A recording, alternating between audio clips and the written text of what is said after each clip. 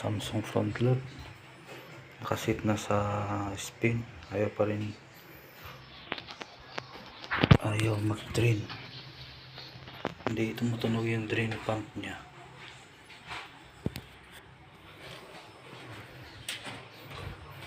Yun,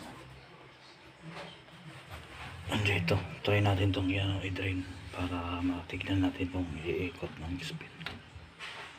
Manual drain lang muna.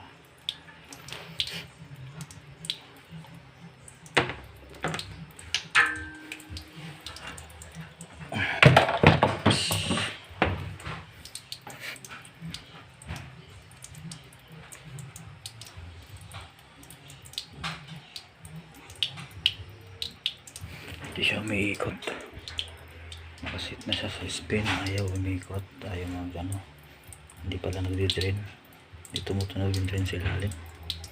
Tara, antayin natin. So ayun, umiikot na siya. So dinira natin yung tubig na naubos na yung tubig yung drain, umiikot na yung spin.